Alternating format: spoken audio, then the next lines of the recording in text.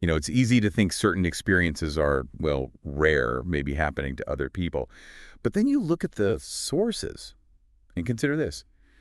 An estimated 12% of the population grapples with obsessive-compulsive disorder at some point. Wow. 12%. That's quite high. It really makes you wonder, doesn't it? It absolutely does. That statistic sort of reframes how we might think about OCD. Yeah. And for this deep dive, we've both been looking at psychological resources, trying to really unpack what this condition means. Exactly. And our goal here isn't, to become overnight clinical experts. Right. It's more about pulling out the core understanding of obsessive-compulsive disorder.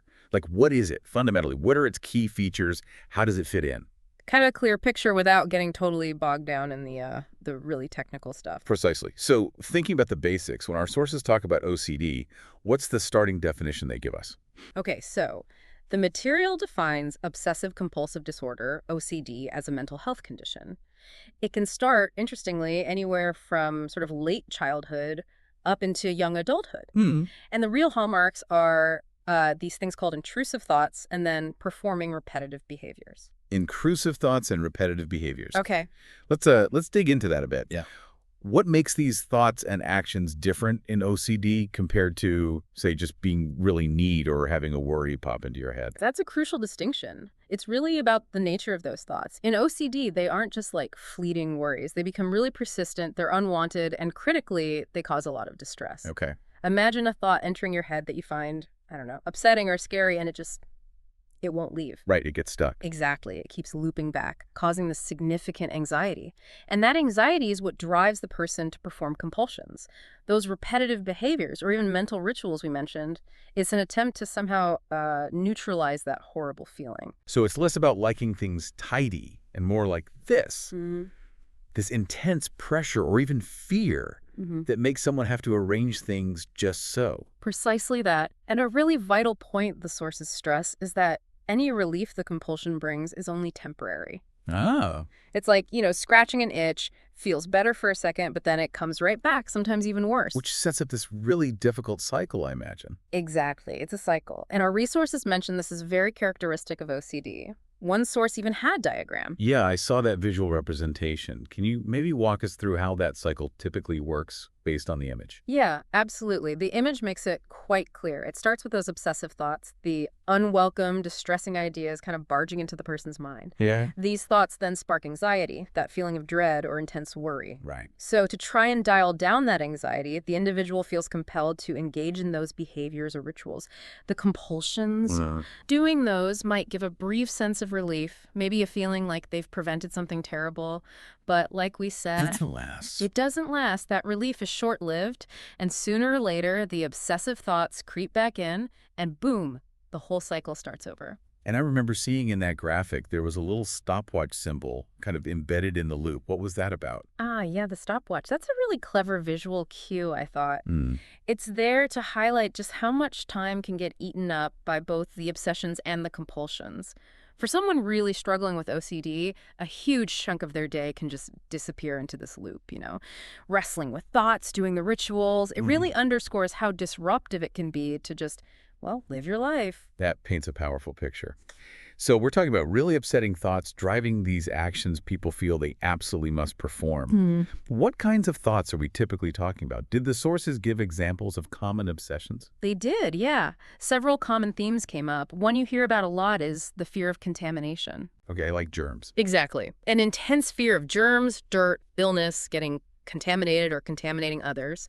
Another big one is needing things to be symmetrical or in a perfect order, this feeling that everything has to be just right. Right, sense of imbalance otherwise. Yeah, often tied to a vague sense that something bad might happen if it's not perfect. And then the sources also mention intrusive thoughts about harm. Unwanted, really distressing thoughts about causing harm, maybe to oneself or to others. Even though the person has zero desire to act on them, the thoughts themselves are terrifying. Fear of germs, needing perfect order, thoughts of harm. Goodness, that sounds incredibly difficult to deal with constantly. So what about the compulsions, the behaviors? What typically follows these kinds of obsessions? Well, the compulsions are the actions, right? They can be physical things you see or sometimes mental acts. They're done to try and reduce the anxiety from the obsession or prevent whatever the feared thing is. Makes sense. So if the obsession is contamination, you often see excessive hand washing, maybe cleaning rituals that take hours. Okay. For that need for symmetry or order, the compulsion might be repeatedly arranging things, checking alignment, or maybe specific ordering rituals. Counting, perhaps? And with those intrusive thoughts of harm, people might engage in a lot of checking, like checking locks, appliances, over and over, or mental rituals like praying, repeating certain safe phrases silently, trying to cancel out the bad thought. It sounds almost like these behaviors become a desperate attempt to regain some control or feel safe when their own mind feels so unsafe. I think that's a really good way to put it. The source material definitely emphasizes that drive to reduce anxiety or prevent disaster. But again, the key point is that the relief is fleeting, which, as we've said, just keeps that cycle going. You can just imagine the sheer mental exhaustion. Yeah, absolutely. This gives such a clearer idea of the internal experience. It's definitely not just about being quirky or having habits. This sounds like it can genuinely take over. Oh, it really can. Our sources are clear that OCD can significantly interfere with daily life. Work, school, relationships, just general well-being. It's largely down to the time and the mental energy that gets consumed by the obsessions and compulsions. Imagine trying to focus on anything else when so much of your day is dominated by this internal battle. It sounds incredibly disruptive. Something else the sources touched on, which I think is really important for understanding this properly. They made a point of distinguishing between the occasional weird, unwanted thought most people have and the kind of thoughts in OCD. Could you elaborate on that? Why is that distinction important? Oh, that's a critical clarification, absolutely. It's normal for anyone to have a fleeting, strange thought sometimes, right? A random worry, a weird image. But in OCD, these thoughts aren't fleeting. They are persistent. They cause marked distress, and they trigger that whole anxiety compulsion response. So it's really the frequency, the intensity, the level of distress, and crucially, how much they interfere with life that sets OCD apart from those everyday intrusive thoughts most people can just, shrug off. That's a very helpful distinction. Yeah. Okay, now our sources also briefly mentioned treatment. Just based on what we read, what did they indicate about help being available? Yeah, there was that section, UTRI, which translates to treatment. It did state that OCD is treatable. It specifically mentioned medication and therapy as the standard approaches. But, for this deep dive, we're really focusing on understanding the condition itself. Right, getting the fundamentals clear. Exactly. So while it's definitely important to know help is out there, we're not going into the nitty-gritty of treatment methods today. Understood. And just for context, the sources also placed OCD within a broader list, Kakru Lon Tam Lo, which is psychological disorders. Why is it useful to see OCD as part of this larger category? Well, framing it that way, alongside conditions like depression or other anxiety disorders, helps, I think, to destigmatize it. It reinforces that this is a recognized mental health condition. It's not about a lack of willpower or some kind of personal failing. It's a legitimate health issue that significantly impacts people, and understanding it as such is really important for everyone involved.